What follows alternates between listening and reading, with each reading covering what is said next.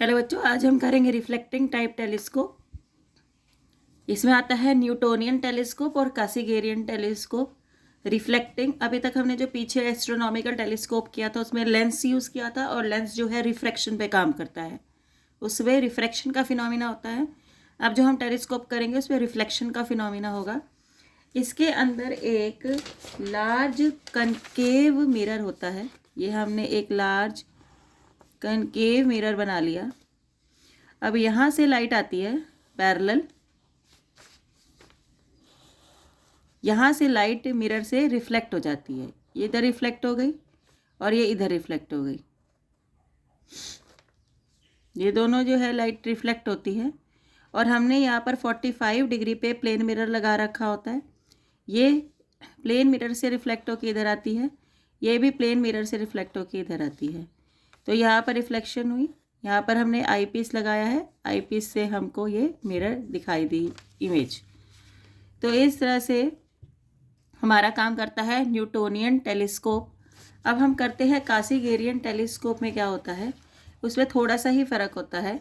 हम इसके अंदर, यहाँ हमने क्या लगाया है, प्लेन मिरर लगाया है। देखो यहाँ पर तो हम कनकेव मिरर ही लगाएंगे, यहाँ पर हमने कन्वेक्स मिरर लगा लिया।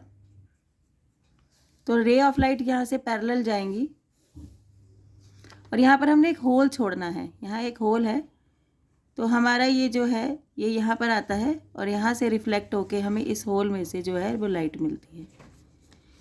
तो डिफरेंस क्या है? डिफरेंस कुछ भी नहीं है इसके अंदर। इसके अंदर हमने प्लेन मिरर लगाया है, इसके अंदर हमने कन्वेक्स मिरर लगाया है, और यहाँ पर हमारी 90 डिग्री पे जो लाइट है वो डिफ्लेक्ट होके हमें यहाँ पर दिख रही है, और यहाँ पर 180 पे हमको यहाँ पर दिख रही है। अब दो टाइप के टेलीस्कोप हमने पढ़ लिए। हमने रिफ्लेक्टिंग टाइप टेलीस्कोप भी पढ़ लिया और रिफ्रैक्टिंग टाइप टेलीस्कोप भी पढ़ लिया। तो इस रिफ्लेक्टिंग टाइप टेलीस्कोप की एडवांटेजेस क्या है वो हमने देखनी है। पहली एडवांटेज है कि वो कनकेव मिरर होता है, वो अपने अंदर लेस लाइट अब्जॉर्ब करता है with respect to lens. Lens थोड़ी सी ज़्यादा लाइट को अब्जॉर्ब करता है। इसकी रिजॉल्विंग पावर ज़्यादा होती है। रिजॉल्विंग पावर का मतलब होता है किसी कोई पास पास रखी चीज़ों को अलग अलग दिखाने की पावर को हम बोलते हैं रिजॉल्विंग पावर। तो इसकी रिजॉल्विंग पावर ज़्यादा होती है जो हमारा ये मिरर वाला है।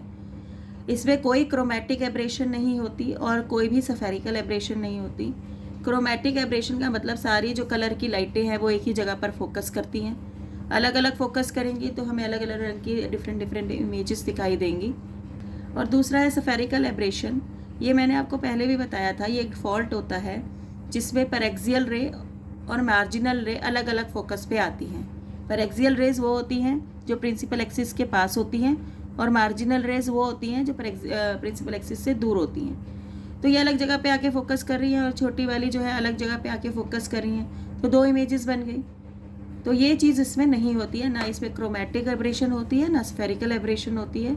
इसकी बनाने की कॉस्ट भी कम पड़ती है, और जो इसका वेट है वो भी कम होता है लेंस वाले उससे टेलीस्कोप से।